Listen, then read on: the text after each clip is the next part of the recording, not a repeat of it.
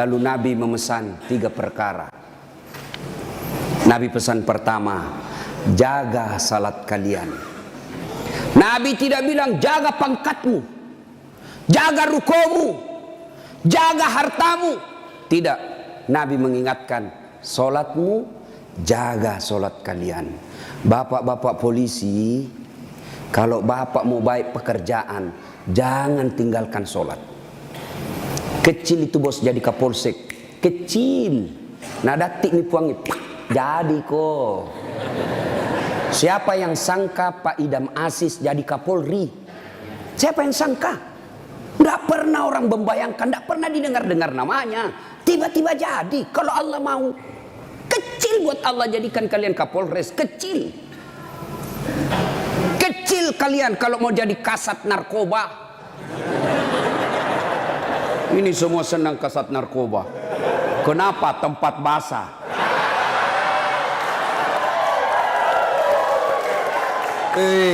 Hati-hati Pak Polisi. Di tempat basah lah itu orang tenggelam. Tidak ada orang tenggelam kalau kering. Siapa suruh kau bilang gas-gas? Gas memang.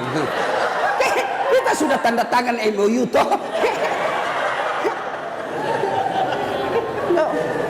Pak, kecil, sholat Pak. Kecil bapak punya bahagia. Ustadz, kenapa itu kasihan istriku nang ngomel aja nak kerja.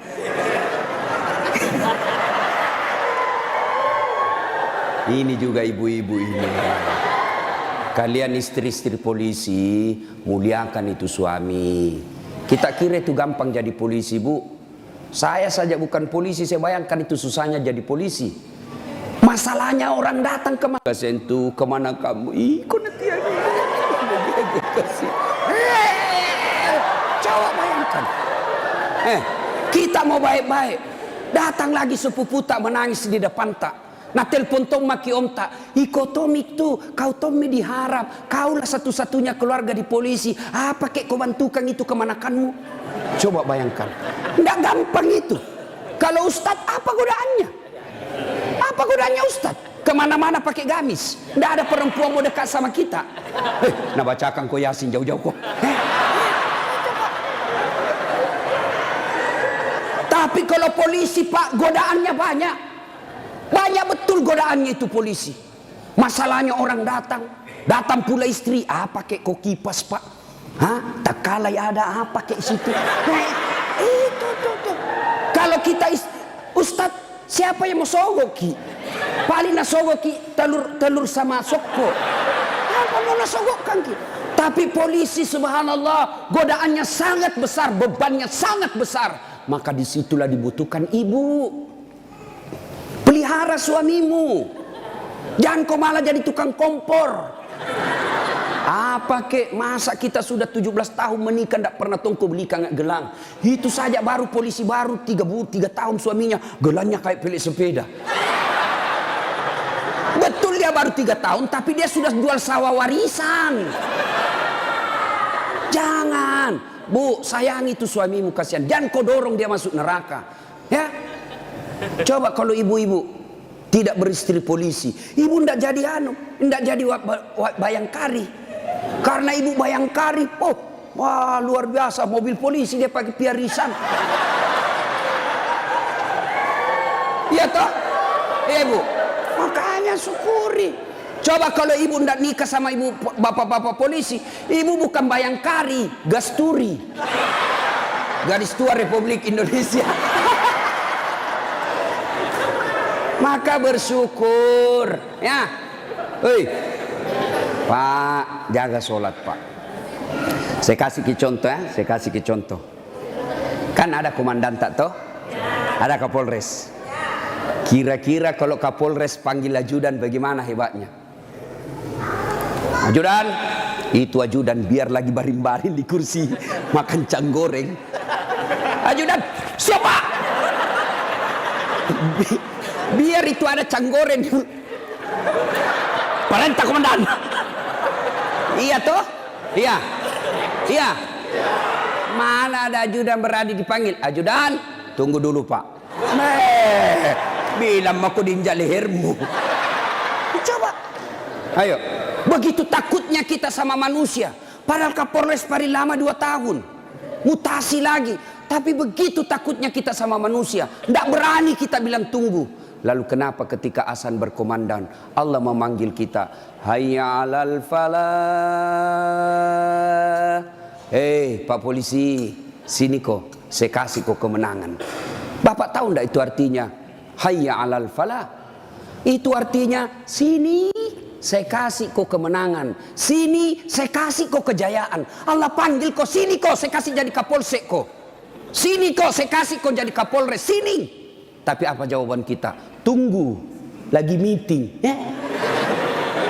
Tuhannya suruh menunggu. Kapolres saja kau tidak berani kasih menunggu. Ini Tuhanmu kau suruh menunggu. Pantas 20 tahun kau jadi polisi tidak bisa kau lepas dari kredit.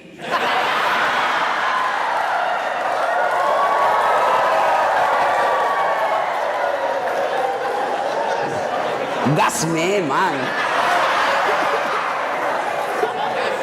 Makanya, bagaimana hidupmu mau baik bos jadi polisi? Kau udah bisa cari muka sama atasan. Siap komandan. Siap salah komandan. Bapak kerja sama manusia, 10 suruh kerja. Nih kerja ini 10, 9 yang cocok, 1 salah, yang salah persoalkan. Bodoh memang kau ini. Coba, nah lupa itu 9 yang cocok. Padahal 9 yang betul, 1 jika dosa. Nah, bodoh memang kau ini. Nah, itulah manusia. Kalian capek cari kelakuan baik. Jangan kau terlalu mencari muka sama pimpinanmu. Yuk kerja saja dengan baik sebagai polisi. Ada tupoksimu, ada ini, kasat ini. Jelas pekerjaannya. Kerja itu dengan baik, perbaiki sholatmu. Allah yang angkat derajatmu. Tapi siapa? Nah bilang ada di Jakarta, cemen lu men. Ayo, serius Pak. Baiki saja sholat. Kecil Pak. Bapak kan punya jalan jadi Kapolsek. Bapak punya jalan untuk jadi Kapolres. Kenapa? Bapak polisi, memang ada jalannya. Yang tidak bisa ada jalannya, saya jadi Kapolres. Tidak ada itu.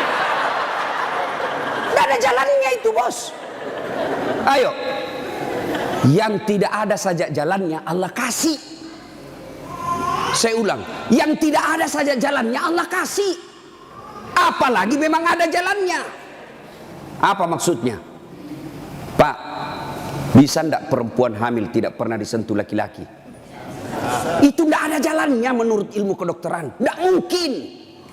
Tapi kalau Allah yang mau jadi Siti Maryam, wanita suci, tidak pernah disentuh laki-laki, hamil melahirkan Isa alaihissalam. Tuh Siti Maryam. Cuma sekarang banyak tahu perempuan mau sayangin Siti Maryam. Hamil tidak ada suaminya. Usut punya usut, ternyata selingkuh sama polisi.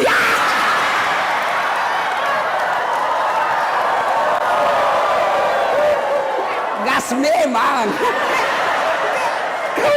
Kau bilang gas. Coba, makanya ku gas. Kasihan ini perempuan kau kasih begitu. Dia mau melapor ke polsek. Temanmu itu datang pati melapor. Datang melapor malah dikasih takut-takut. Kau dapat pasalan pencemaran nama baik ini paling. Ayo. Pak, Bapak mau baik, perbaiki saja sholat. Saya kasih lagi contoh. Saya akrab sama Kapolres. Saya datang di Sidrap. Pak Kapolres, adakah di Sidrap ini cari-cari telur? Mau pengantin? Siap Ustadz, gampang. Kapolres telepon ajudan. Ajudan, itu Ustadz Dasat ada di hotel. Kau jemput, pakai Alparnya Aji. Ada Alparnya tahu Pak Kapolres, tapi punya teman. Nah, bawakan telur. Selesai masalahku soal telur. Kenapa? Saya akrab sama komandan. Sebaliknya ada orang dari Makassar, tidak pernah ketemu Kapolres, tidak pernah kenalan, tidak pernah didengar namanya.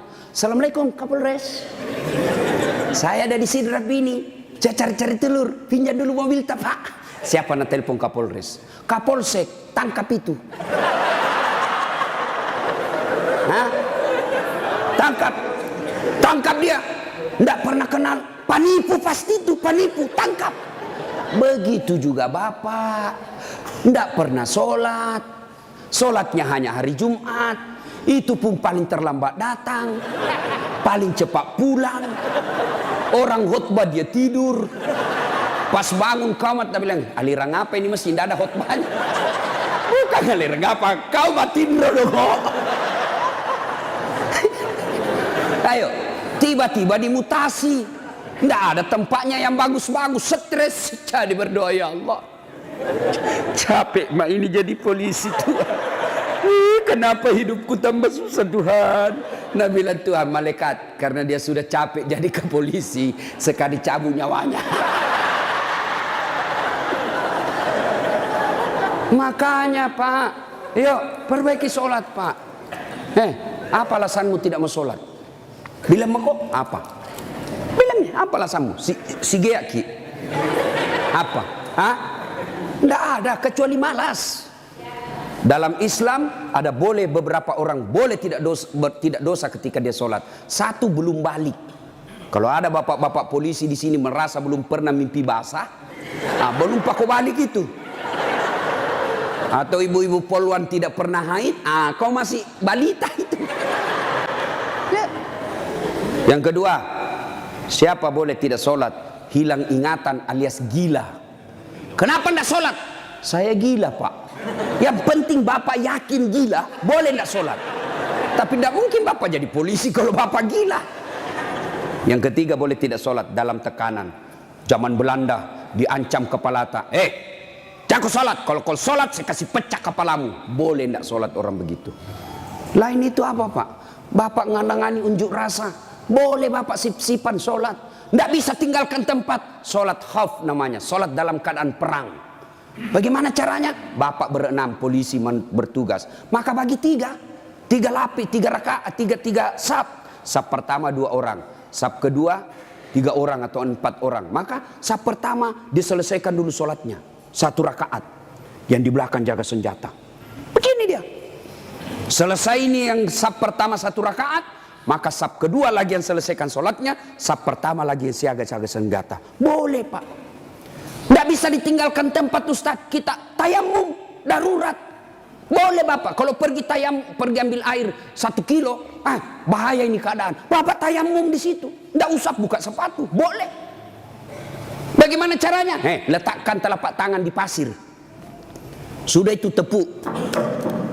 Karena kalau kau tidak tepuk ada pasir, kau gosok matamu, tidak jadi kesembahyang.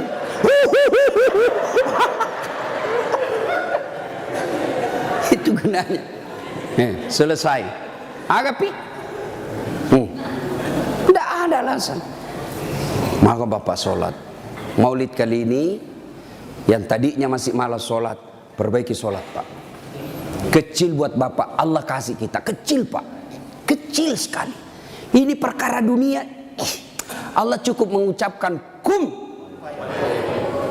Itu saja itu disebut kun fayakun. Jadi. Nagati lipuangnya. Jadi.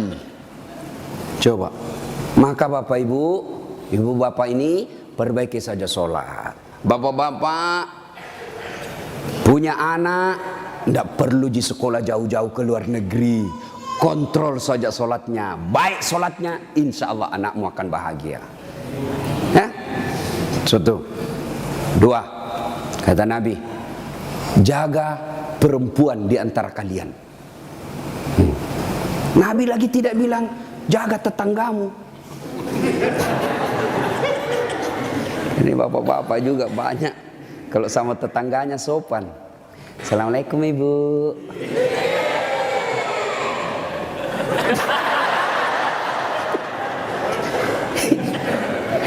Ibu, kita ini sebenarnya laki-laki tergantung istri. Kalau istri kita baik, sopan bicara, tidak mungkinlah kita macam-macam.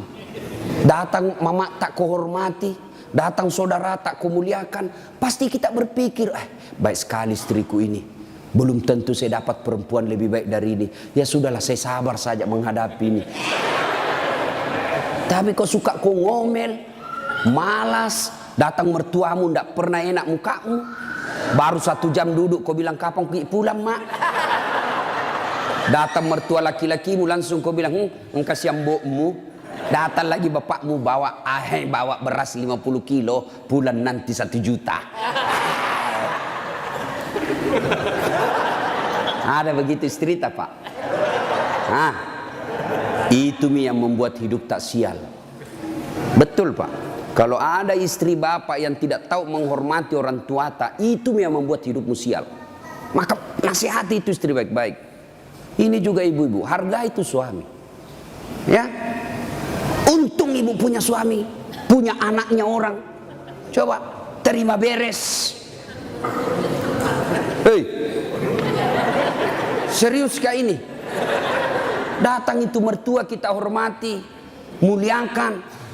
Coba, ada kadang-kala ibu-ibu curhat sama saya, Ustaz, kenapa itu suamiku lebih sayang, kasihan satu rumah kak sama mertuaku, mertua perempuanku. Kenapa ini kasihan suamiku, sayangnya sama mamanya saya tidak. Saya bilang, sadar kok ibu, mamanya orang itu, bukan selingkuhannya, bukan istri kedua. Kalau istri kedua boleh kau bilang begitu, bersaing kok. Tapi ini mamanya, dari rahimnya itu, keluar dari perutnya, dia yang didik dia yang kasih jadi polisi, dia yang biaya, kau terima beres.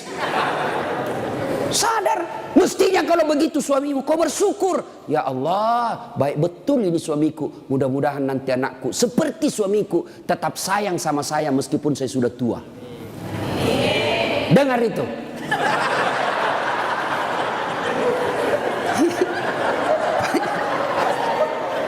Nonton kita ini pun, hei, coba lihat kasih yang ini polisi. Di jalan ngirup udara kotor, jalan baik-baik dicurigai lagi, polisi.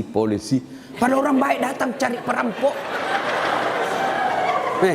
Coba di kantor kalian dimarah-marahi sa komandannya. Siap salah komandan, ditembak di pantatnya. Siap salah komandan, siap salah. Sampai lagi di rumah kau maki-maki lagi. Bodoh memang tahu kenapa kau tidak lawan. Apa mau dilawan? Nah dia Kapolres.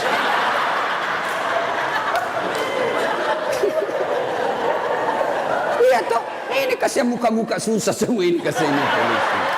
Coba lihat.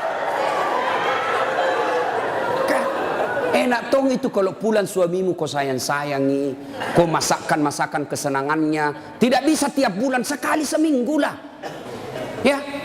Paling tidak ketika kau terima gajinya, kau telepon itu suamimu, Pak, jangkik makan di luar. Hari ini saya masak kesenangan tak untuk kita, Pak. Tanam maki spesial hari ini. Salam sayang selalu dari istrimu di rumah.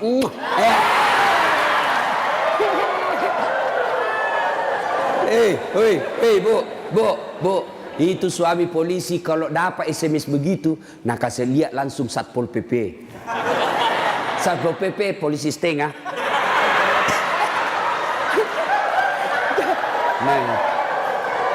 Ada di sini.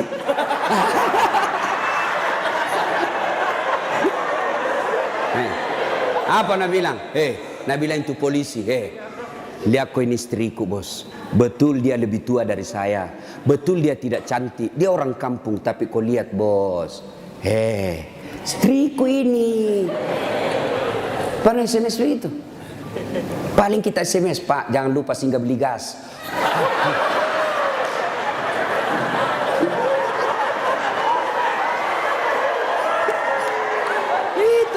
Itulah susahnya jadi suami. Tapi bapak juga kalau disuruh singgah beli gas, jangan sok-sok gengsi. Jangan gengsi. Kan biasa kita laki-laki, saya polisi, saya ajun komisaris, saya ini pangkat tinggi, masa beli gas? Kenapa nih? Ayo, Pak, kecil itu. Coba, untung bukan kita yang hamil. Mau kita tukar? Kita yang hamil, istri tak beli kompor gas. Mau kita tukar kira-kira itu. Repotnya itu perempuan hamil, jalan saja setengah mati, 9 bulan itu kasihan. Melok ni masuk. Coba itu perempuan kalau hamil, duduk aja setengah mati, harus pakai standar samping. Lama itu, mapanguju tuh kasih kalau melok tudang.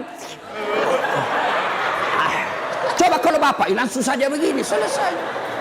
Maka ketika yang begitu, bapak ikhlas saja, itulah pengabdian kita kepada istri. Ya, tenang. Itu Nabi Pak 11 istrinya. Tapi tidak pernah ada istrinya mengatakan menyesal saya nikah sama kaum Muhammad. Bapak satu menderita lahir batin. Itu Nabi Pak, Nabi kalau minum sama istrinya, dia kasih begini, minum, kasih lagi istrinya, satu teguk, kasih lagi istrinya. Begitu romantisnya Nabi. Dan hebatnya itu, kalau Aisyah minum di sini bibirnya, itu cari Nabi. Coba Pak Kasat begitu. Minum bekas bibirnya istri. Bau na mulutmu.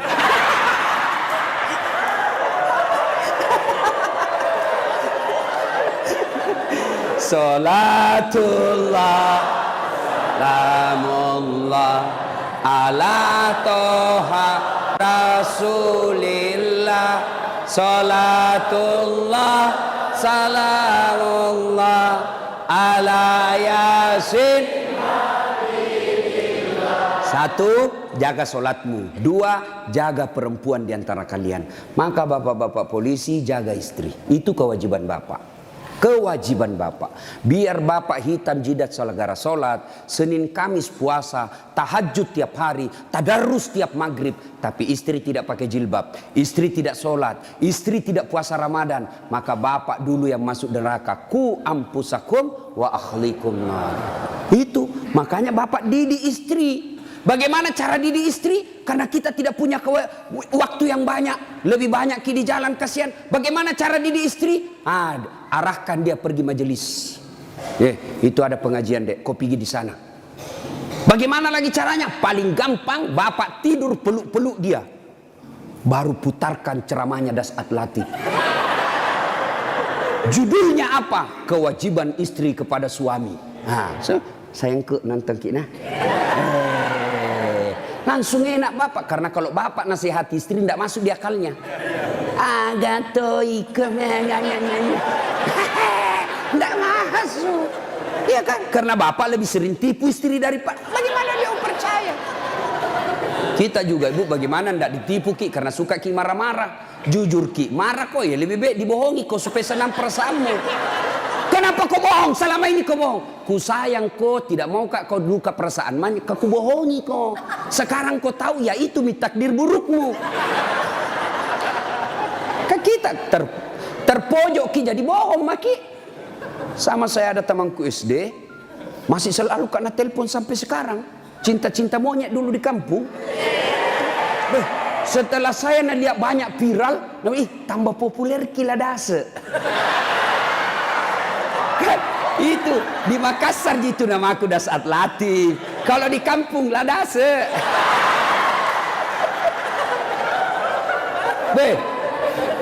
Dia selalu telepon saya. Nggak enak kan? Nah tahu istriku, bagi perasaannya istri saya hormati sekali istri saya. Saya terima. Nggak enak. Saya blokir. Nah bilang kak nanti sombong. Terpaksa ku tulis di situ HP ku namanya penjual batu bata. Jangan kau shooting ibu, nanti sampai sama istriku. Bunyi itu telepon. Nah lihat istriku, Ustaz, ada panggilan tak? Dari siapa sayang? Penjual batu bata. Wah. Saya bilang, dia bilang, saya angkat. Oh jangan kau angkat, tagihan. Nggak cukup uangku itu. Istriku kalau bilang uang, nggak mau dia karena nanti uang belanjanya saya ambil. Jangan angkat. Jangan angkat Ustaz, jangan maki, belum cukup uang. Selamat saya. Satu ketika saya pulang ceramah. Bikinlah saya teh. Kan saya bikin sendiri. Saya tahu, oh sudah. Saya minum, kenapa nak asin ini? Barat salah kasih kah ini? Saya pergi lihat toples, tulisannya gula. Isinya, garam. Saya tanya istriku, sayang, kenapa ini tulis ki gula na isina garam? Nabi bilang, hepon tak juga, lain kita tulis lagi sini.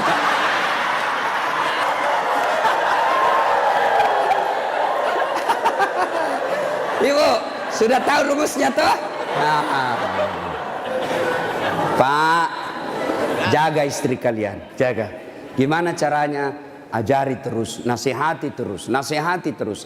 Tapi bapak tidak mungkin bisa didengar istri kalau bapak saja kelakuannya tidak baik. Tidak mungkin. Maka untuk menjadi baik kepada istri, bapak dulu yang harus bagus. Bapak dulu yang kasih contoh sholat 5 waktu. Kalau perlu bangun subuh-subuh sama-sama. Sayangku, yuk peluk dengan baik, cium pipi. Nah bilang apa aja, dia mau dicium stas ngoro ih. Mak bau tong bebenya stas. Pak, kalau perlu bapak angkat itu istri. Sholat subuh sayang, bareng-bareng, sholat jamaah. Meskipun bapak pangkat paling rendah di Polres, tapi ibu bapak lakukan itu mulia di hadapan Allah. Angkat istri, ayo sayangku, sholat bareng-bareng, berjamaah, bapak imam, istri makmum. Jangan baca yang susah-susah, yang pendek-pendek saja, ya? Karena yang susah-susah nanti tidak mau sampai. Nak baca Al-Kafirun, wala antum abiduna ma abun, wala ana abidum ma abattum, wala antum abid. Mulai curiga istrinya.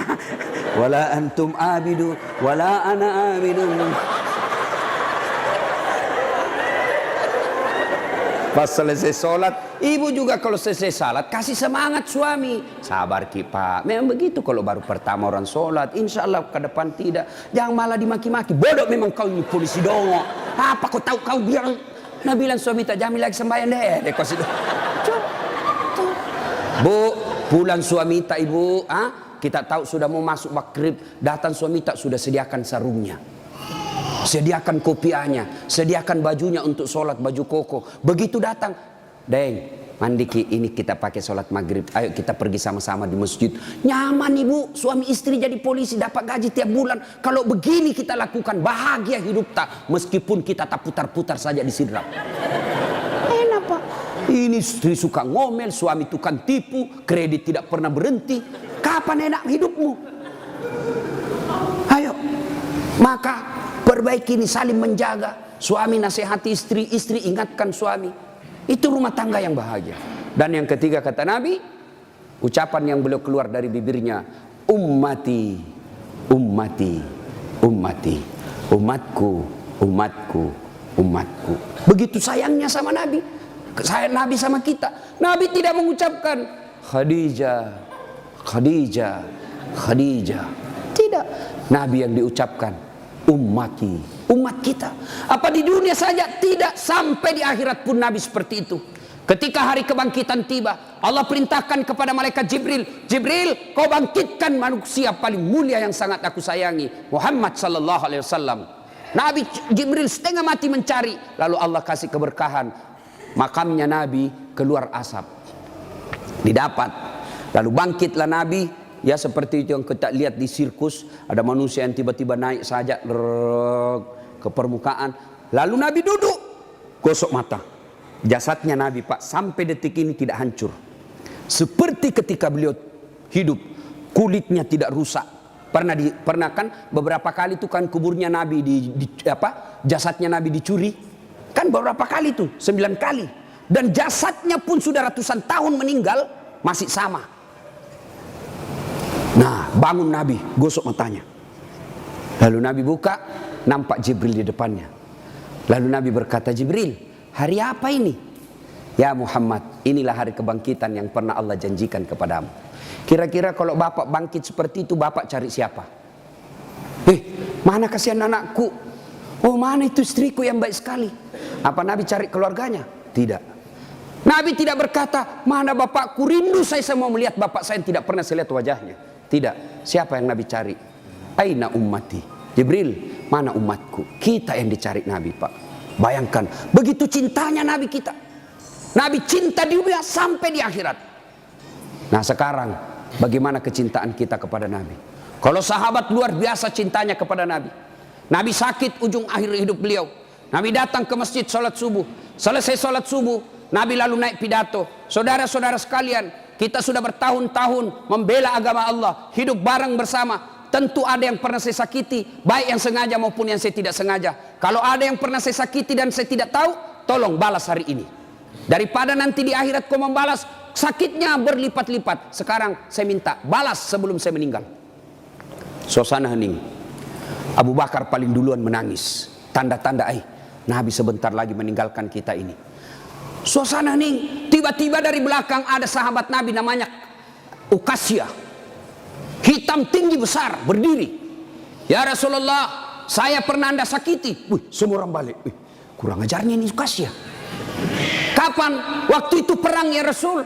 Saya berada di sampingmu. Rasulullah mengendarakan onta. Onta Rasulullah. Rasulullah menyambut ontanya. Saya di samping, bukan onta yang kena, tapi saya yang kena. Saya mau membalas ya Rasul. Semua kurang ajar. Nabi lagi sakit mau membalas. Umar berdiri. Uqasyah, kalau gatal tanganmu ingin mencambuk, saya kau cambuk sampai mati. Jangan Rasulullah. Kata Nabi, Umar, saya paham maksud baikmu, tapi dosa tidak boleh diwakili. Dosanya Kapolres tidak bisa diwakili Kasat Lantas. Tidak boleh. Mentang-mentang kita komandan ambil dosaku tidak bisa. Sudah. Bangkit lagi Abu Bakar. Uqasyah, sayalah sahabat Nabi paling dekat. Saya selalu bersama beliau. Kalau kau mau cambuk, saya kau cambuk. Sama kau sakiti Rasulullah. Nabi bilang, Abu Bakar, dosa tidak bisa diwakili. Kau duduk. Makin dekat Uqasyah. Ditahan sama cucu beliau, Hasan Hussein. Uqasyah, pamanku, Amure, jangan kasihan kakekku. Lagi sakit. Saya kau cambuk kalau mau. Sama Rasulullah, saya kau cambuk. Nabi berkata, cucuku, saya paham maksud baikmu, tapi dosa tidak bila diwakilkan. Duduk. Dekat Uqasyah.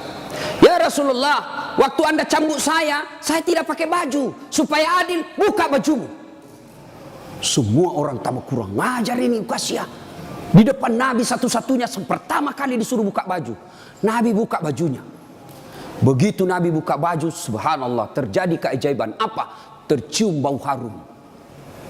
Bahkan ada sahabat Nabi, Nabi lagi tidur berkeringat. Dia ambil keringatnya Rasulullah satu tetes, dan itu dia bilang, saya tidak pernah mencium seharum baunya Rasulullah keringatnya. Coba, ada kira-kira di sini keringatnya harum? Ada. Kira-kira kalau saya buka baju di sini, bukan bau harum, bau sakulu. Itulah Rasulullah. Lalu apa kata Rasulullah? Ya, baik, saya buka. Kata Nabi, cepat kau Uqasyah, jangan kau buat saya lama tidak pakai baju, nanti Allah menghukummu. Maju Uqasyah, dia buang cambuknya, lalu dia peluk badan Nabi, dia cium badan Nabi dadanya, lalu sambil menangis, ya Rasulullah, maafkan saya.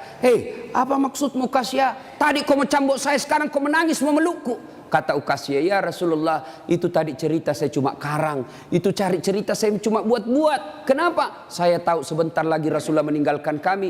Ingin rasanya kulitku yang hina ini bersentuhan dengan kulitmu ya Rasulullah, karena saya tahu tidak mungkin saya bisa lagi menyentuhnya tanpa saya akali seperti ini. Ya Rasulullah, mau sekali nih kulitku yang hina menyentuh kulitmu yang mulia. Pun kalau saya nanti masuk surga belum tentu sama kita punya kelas. Saya ingin menyentuhmu ya Rasulullah. Saya ingin merapatkan badanku dengan kulitmu yang mulia ini ya Rasulullah. Nabi lalu meneteskan air mata dan berkata, saudara-saudara sekalian, kalau kalian mau tahu temanku di akhirat kelak, inilah karena cintanya kepada Rasulullah Muhammad sallallahu alaihi wasallam. Rasulullah luar biasa cintanya kepada kita. Lalu kalau Bapak cinta kepada Rasulullah, muliakan Rasulullah. Dengan cara apa? Pelihara warisannya. Apa warisan Nabi? Bukan istana. Apa warisan Nabi? Al-ulama'u warisatul anbiya. Muliakan ulama. Bapak-bapak polisi, gunakan kekuasaanmu untuk melindungi pewaris para nabi. Bukan pewaris pejabat. Lindungi pewaris para nabi. Supaya kalian nanti di akhirat ada yang bernyamamu, melindungimu ketika pada saat itu tidak ada lagi perlindungan. Rasulullah pewarisnya bukan gubernur. Rasulullah pewarisnya bukan presiden. Rasulullah pewarisnya bukan Kapolri, tapi pewarisnya Nabi adalah ulama. Muliakan ulama karena sama saja kalian memuliakan Rasulullah. Tidak usah kau muliakan Dasat Latif, tidak usah kau muliakan kiainya, tapi muliakan ilmu yang beria. Kalian tahu halal haram bukan dari Kapolres. Kalian tahu halal haram, rukun-rukun iman, rukun-rukun haji bukan dari Kapolri, bukan dari sekda, bukan dari bupati, tapi kalian mengetahuinya dari ilmu-ilmu para ulama. Ini saja tausiah kita, mudah-mudahan ada manfaat. Saya ingin berlama-lama, tapi saya harus ada di Makassar pukul 11 karena saya harus perjalanan lanjut ke Kolaka. Terima kasih Pak Kapolres. Saya doakan Bapak beserta istri sehat walafiat, diberikan kemampuan dan kesanggupan untuk menjaga wilayah hukum Sidrap dan sekitarnya. Bapak-bapak polisi, saya berdoa semoga Bapak sekalian selalu dititipkan iman dalam hati, sehingga Bapak betul-betul menjadi pengayom, pelindung, dan pelayan masyarakat. Insya Allah, luar biasa pekerjaan Bapak. Kalau Bapak melaksanakannya dengan baik, Bapak ini bertugas sebagai Umar bin Khattab, menegakkan hukum. Luar biasa. Kalau saya paling hanya bisa menganjurkan di mimbar, tapi kalau Bapak polisi mampu mengamalkan langsung. Saya jangan minum khamar, jangan narkoba. Nah dengar anak muda, tapi kalau Bapak bilang jangan narkoba langsung ditangkap masuk penjara. Bapak lebih hebat dalam dakwah daripada ustadz. Kalau ustadz di mimbar teriak-teriak, jangan minum khamar. Kita lihat peminum khamar, paling dibilang, dede mabuk si Ronald muda. Tapi kalau Bapak polisi dapat langsung bisa disegit, borgol bawa ke penjara. Nah ibu bapak saudara-saudara sekalian, mudah-mudahan ada manfaat. Lebih dan kurangnya mohon dimaafkan. Sebelum kita akhiri, mari kita berdoa kepada Allah Subhanahu wa taala.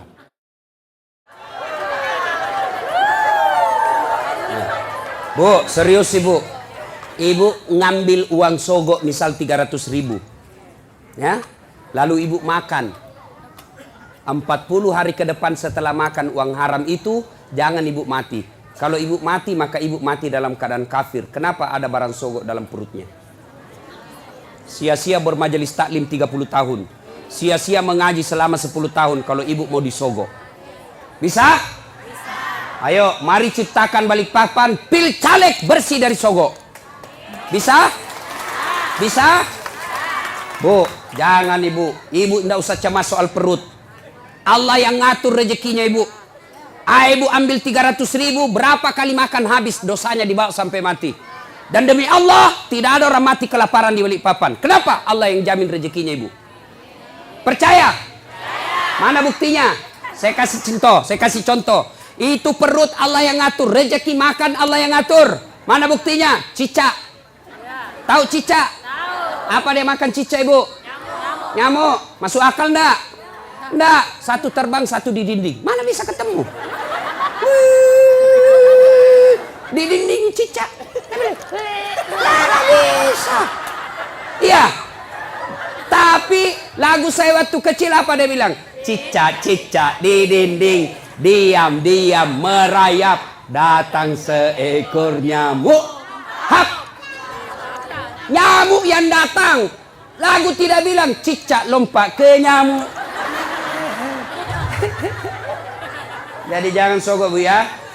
Ya. Ibu datang pengajian-pengajian, kalau ada caleg yang undang, datang dengan niat dapat ilmu, bukan karena dapat jilbab. Ya. Kalau Ibu niat dapat ilmu di akhirat kelak, Allah cari mana Ibu yang datang karena pengajian mau dapat ilmu, ini hadiah dari kamu. Saya kasih kau hadiah surga. Tapi mereka yang datang karena ngejar seragam, ngejar sembako, ngejar jilbab, dia akan berkata kepada Allah, ya Allah, mana pahalaku pengajian? Allah berfirman, kau dulu pergi pengajian, kamu kau dapat jilbab toh? Kau sudah dapat min, tidak ada kau dapat sekarang cilaka. Masih bau kok. Jelas? Nah, berikutnya.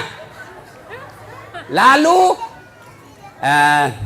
Nabi berkata, masalahnya nak suka jika. Nabi bilang, Nafisa tenang, saya punya urusan. Lalu Nafisa datang kepada Khadijah. Bunda, bagaimana kalau ada laki-laki suka sembarannya. Mana ada suka janda orang tua. Nabi bilang, iya ada suka. Betul kok, betul. Alhamdulillah. Tapi masalahnya ini yang suka Ki lebih muda dari bunda. Tidak jadi masalah. Tapi ini anak buah tak. Tidak ada masalah. Masalah dia suka di saya. Dia bilang, Nafisa, tenang bunda, saya punya urusan.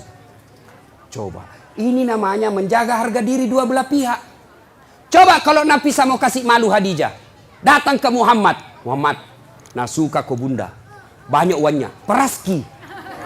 Kesempatan kau ambil ini uang. Banyak, nah suka sekali kau. Coba.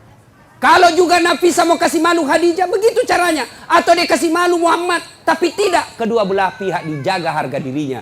Begini mestinya tim sukses. Jangan cerita kejelekannya orang. Calon ini biarlah. Jangan cerita keburukan calon yang lain. Lebih baik cerita kelebihan-kelebihan calonnya masing-masing.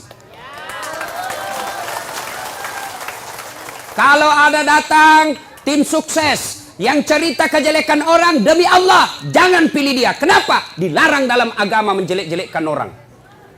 Bisa Ibu? Betul? 300.000 lewat. Sudah nikah. Khadijah 45 tahun, Rasulullah 25 tahun. Khadijah 40 tahun, Rasulullah 25 tahun. Selisih 15 tahun. Sudah. Setelah menikah, Khadijah sebelum menikah, Bu, Khadijah sebelum menikah itu kaya. Kekayaan beliau 22/3, lebih dari setengah barang-barang mewah yang ada di Mekah miliknya Khadijah. Bayangkan, kaya.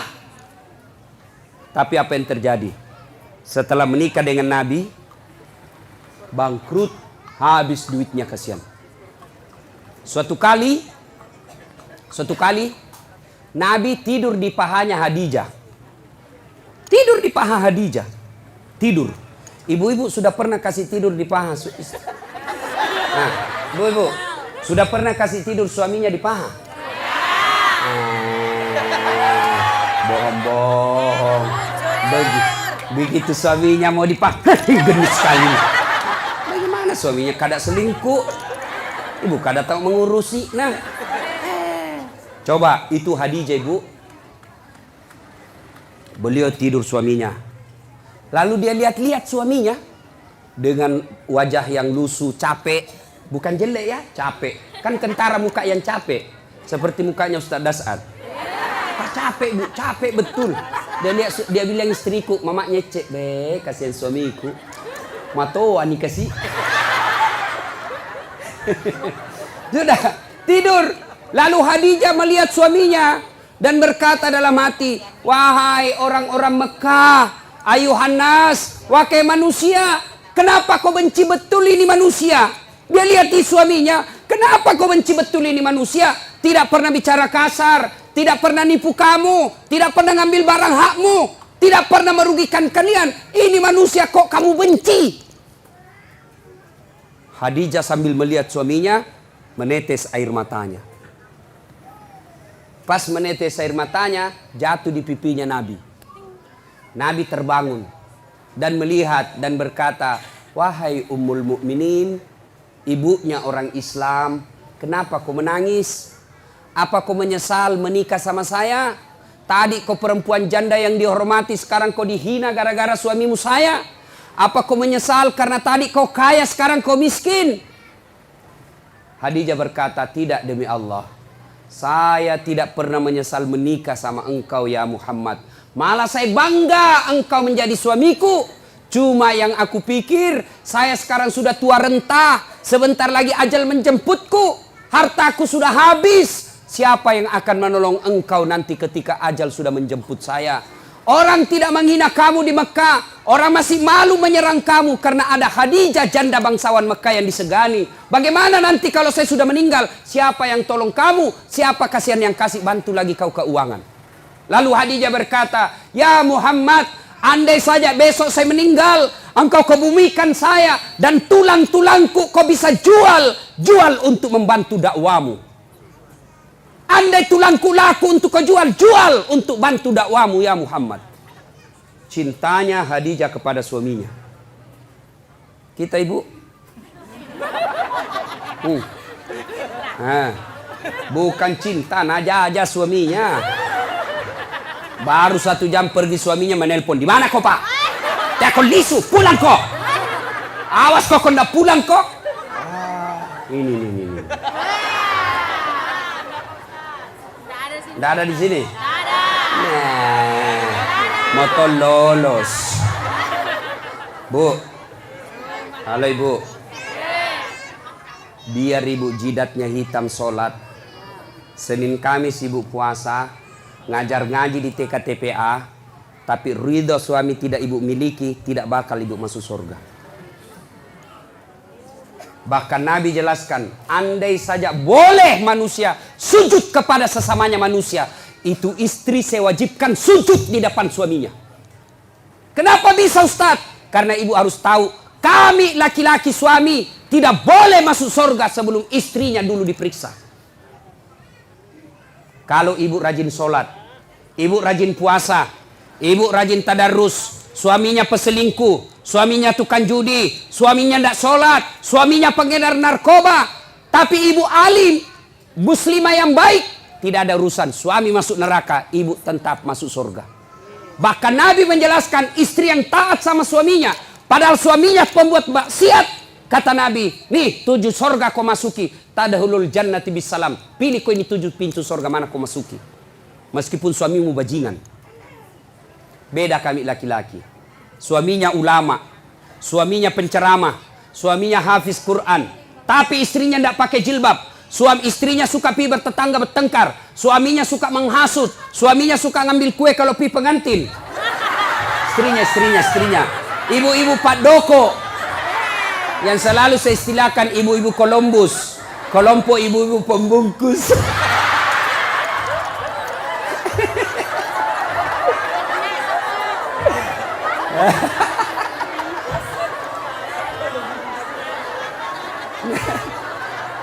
Pergi pengantin, nasa begitu turung, pergi membantu padahal membantu kasih habis kue. Jangan bu, tidak boleh ya ibu majelis taklim, tidak boleh ibu Columbus. Nah ya, biar sepupu yang punya acara kalau tidak minta tidak boleh.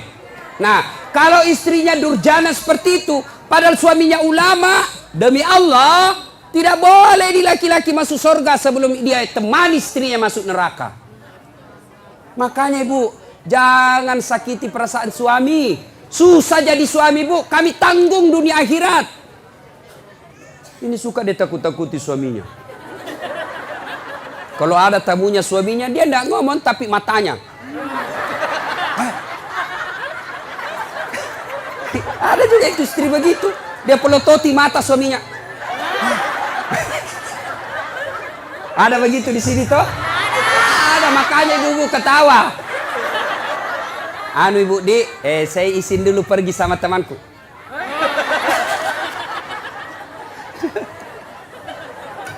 Nah, subhanallah, Hadijah, itulah Hadijah. Karena waktu yang terbatas.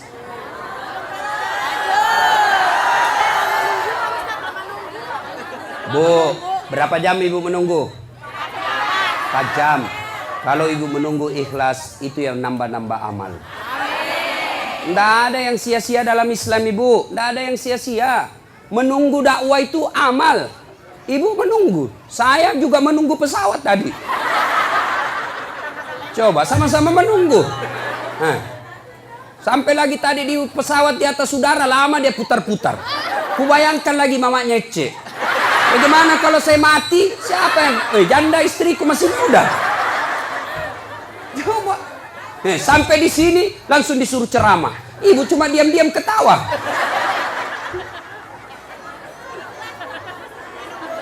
Minum, saya puasa ibu. Nah, siapa tahu ada yang mau traktir saya buka puasa. Ibu Rahmat Mas'ud tadi sudah telepon saya, Ustaz buka di rumah, bahkan kepiting. Karena beliau itu tahu betul kesenangan saya, kepiting. Masih muda ibu. Kolesterol, baca bismillah, lari kolesterol. Setan aja dikasih lari itu bukan bismillah, apalagi cuma kolesterol.